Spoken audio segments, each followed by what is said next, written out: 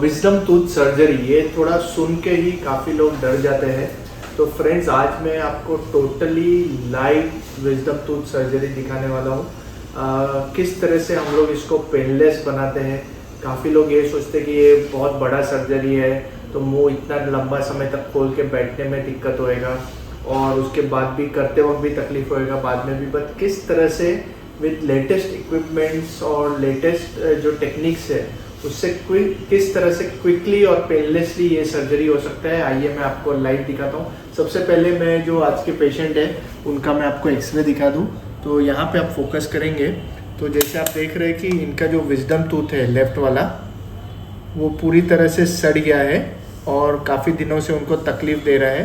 हालांकि ऐसे wisdom tooth हम लोग रूट कैनालिंग करके बचा भी सकते हैं, बट पेशेंट ने ऑप्ट किया है कि इसे निकाला जाए और ये डिसीजन मैं भी उससे सहमत हूँ, क्योंकि जब अपर अक्ल दांत नहीं है तो जब ये दांत खाने में काम ही नहीं आने वाला है, उसको बाइट ही नहीं है, तो इसका रूट कैनालिंग वगैरह करके तो यस विजडम टूथ जब अगर पूरी तरह से बाहर आया है और पेशेंट चाहता है तो काफ़ी केसेस में बचा भी सकते हैं। बट ये आज का वीडियो नहीं है, आज का वीडियो है लाइव विजडम टूथ सर्जरी, जिसे इम्पैक्शन सर्जरी भी कहते हैं। तो किस तरह से हम लोकल एनेस्थीसिया देंगे, किस तरह से उसको थोड़ा गम्स ओपन करेंगे, ज़रूरत गिरा तो स्टिचेस भी देंगे। तो ये सब पूरा मैं एक live procedure wisdom tooth surgery का दिखाता हूँ। क्विकली चलते हैं प्रोसीजर की तरफ, आइए कम दे दो।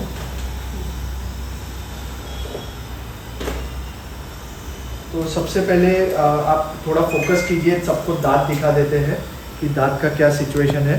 हाँ, पीछे हो जाइए प्लीज़। तो जैसे आप देखेंगे कि ये जो विजडम टूथ है वो पूरी तरह से सड़ गया है। यहाँ पे एक आधा बार पेशेंट ने फिलिंग भी करवाया था, लेकिन कुछ ज़्यादा लंबा चला नहीं वो और अब सड़ गया है और उनको काफ़ी दर्द भी हो रहा है दिन रात। तो इसीलिए हम लोग इसको निकालने का प्लानिंग कर रहे हैं। तो ये वाला जो विजडम टूथ है उसका बात चल रहा है अभी के लिए। तो सबसे पहले फ्रेंड्स मैं आपको ये बता दूँ, थोड़ा ध्यान देना कि जो नीडल आजकल आते हैं एनेस्थीसिया के वे बहुत ही पेनलेस आते हैं और जो मैं आपको अभी लाइव दिखाने वाला हूँ। और ताकि आपको नीडल प्रिक भी ना हो, इस तरह का हमारे पास ये लोकल जेल है। ये जेली जो है ये हम लोग पहले पूरी स्किन पे लगा के रख देते हैं। इसका ये फ़ायदा होता है कि जब ये प्रिक होगा, अभी ये जो प्रिक है ये सेप्टानेस्ट करके जो है बहुत ही, अगर आप ध्यान से देखेंगे तो बहुत ही थिन नीडल है। ये एक मॉस्किटो काटने के जैसा सिर्फ पेशेंट को महसूस होता है। तो मैं चाहता हूँ कि जब मैं इंजेक्शन दे रहा हूँ तब आप पेशेंट के ऊपर फोकस कीजिए ताकि सब देख पाए कि कितना कंफर्टेबली पेशेंट इस तरह के इंजेक्शंस ले सकता है। तो जस्ट आप वो हिसाब से एंगल बना लीजिए ताकि सक्शन लेना, ज़रा मुँह खोलिए प्लीज़ ओपन। तो क्योंकि हम लोगों ने पहले ही नम कर दिया है और आप देखेंगे पेशेंट का आँख भी हार्डली ब्लिंक हो रहा है और ये मैं उनको इंजेक्ट कर रहा हूँ। आजकल के जो एनेस्थीसिया है ये पेनलेस एनेस्थीसिया कहा जाता है। आप सक्शन रख दीजिए प्लीज़, सक्शन रख दीजिए।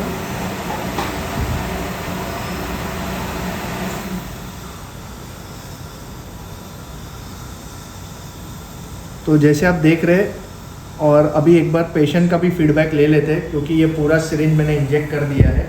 तो एक बार आप पेशेंट दीपिका जी आप थोड़ा बताइए, क्योंकि आप भी काफ़ी डर रहे थे कि पेनफुल वगैरह रहेगा। तो अभी ये जो मैंने आपको एनेस्थीसिया दिया उसमें आपको कितना दर्द हुआ, सब दर्शकों को बताइए। नहीं, इतना सा भी दर्द फील ही नहीं हुआ। ये जो इंजेक्शन दिया गया, पहले मैंने ले चुकी हूँ मैं बाकी के दांतों के लिए, तो वो बहुत पेनफुल था। इस बार पेन कुछ ही नहीं हुआ है। तो कुछ मालूम गिरा आपको, ऐसा कुछ दर्द हो गया? थोड़ा ना के बराबर। तो जैसे आप देख रहे हैं कि पेशेंट का पहले का एक्सपीरियंस बहुत पेनफुल था। तो जैसे मैंने बताया था वीडियो के स्टार्ट में ही कि बहुत सारे ऐसे अपडेट्स आ गए, जिससे एक्सरे भी मैंने देखा है। ये जो मैंने फुल स्क्रीन वाला एक्सरे दिखाया ये OPG एक्सरे कहते हैं, जो काफ़ी डॉक्टर के पास, जैसे हमारे पास भी इन हाउस है। तो इससे क्या होता है कि एक ही एक्सरे में पेशेंट का दांत का एग्जैक्ट पोजीशन, उसकी नस का पोजीशन क्या है, वो सब एक ही एक्सरे में पता चल जाता है। तो इससे क्या होता है कि प्रॉपर इवैल्यूएशन मिलता है इन हाउस, पेशेंट को कहीं भागना नहीं पड़ता है एक्सरे के लिए। तो जैसे आपने देखा कि पहले प्रॉपर डायग्नोसिस, इवैल्यूएशन और फिर अगर अच्छा लोकल एनेस्थीसिया जो ऑलरेडी अब तक मुझे लगता है ये जो 30-40 सेकंड हुए हैं उसमें ऑलरेडी। दीपिका जी आपको कैसे ये सुन लग रहा है, क्या लग रहा है? ऑलमोस्ट ये और थोड़ा सा चमकी सुन। तो ऑलरेडी आप जैसे सुन रहे कि पेशेंट को ये सुन भारी भारी हो गया, तो बहुत ही फास्ट एक्टिंग है। मतलब पहले कैसे कि आपको इंजेक्ट करके 10-20-25 मिनट रुकना पड़ता था, बट आजकल की एनेस्थीसिया बहुत ही क्विक है, बहुत ही एफिशिएंट है और बहुत ही फास्ट एक्टिंग है। और इसको हम लोग नॉर्मली हल्का टॉपअप करते हैं। अभी जब हम लोग टॉपअप करते हैं तो फ्रेंड्स अभी पेशेंट का ऑलरेडी जबड़ा सुन है, तो अब उनको सिर्फ ये जो डोजेज हम इसलिए बढ़ाते हैं कि ताकि और कंफर्टेबल हो जाए, उनको 100% दर्द नहीं होने वाला है, बट ताकि पेशेंट पूरा और कंफर्टेबल हो जाए हम लोग एक टॉपअप कर रहे हैं। सिर्फ ओपन मुखली। तो जब ये हम लोग एनेस्थीसिया टॉपअप करते हैं तो इसका और एक फ़ायदा ये होता है कि ब्लीडिंग भी काफ़ी हद तक, क्योंकि इसमें एड्रेनालिन रहता है, तो लोकली जब हम लोग ये विथ एड्रेनालिन वाला इंजेक्शन देते हैं तो ब्लीडिंग भी काफ़ी हद तक कम हो जाता है।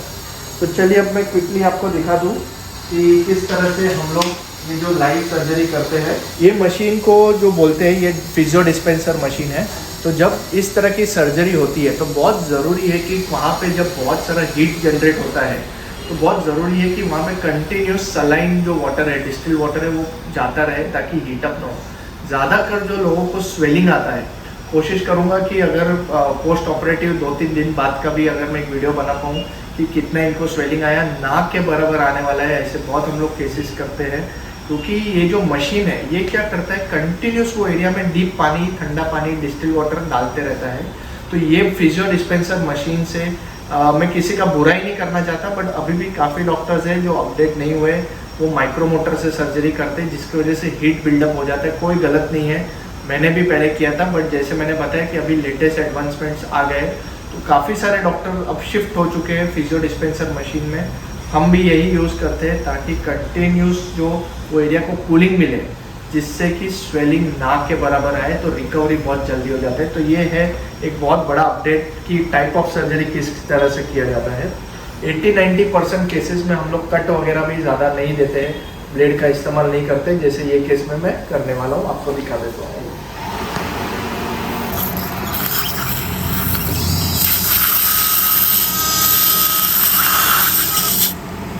एंगल मिल रहा है सही से। तो यहाँ पे जो बोन एरिया है वहाँ से मैं दांत को लूज कर रहा हूँ।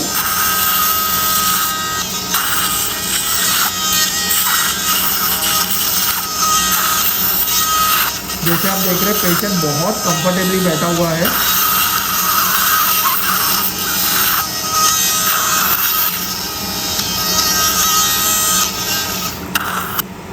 तो ये जैसे आप देखेंगे कि हाईली मोटराइज सक्शन से जब ये सक्शनिंग हो रहा है तो ब्लीडिंग भी, और ये फिजियो डिस्पेंसर से ये देखिए ब्लीडिंग ना के बराबर ब्लीडिंग है, और ना मैंने कोई कट स्टिचेस वगैरह कुछ भी दिया हुआ है, कोई भी इतना कुछ ज़्यादा ब्लीडिंग वगैरह नहीं हुआ है। और अभी आप ध्यान से देखिए, मैं ये देखिए, ध्यान से देखना, एकदम ध्यान से देखिए।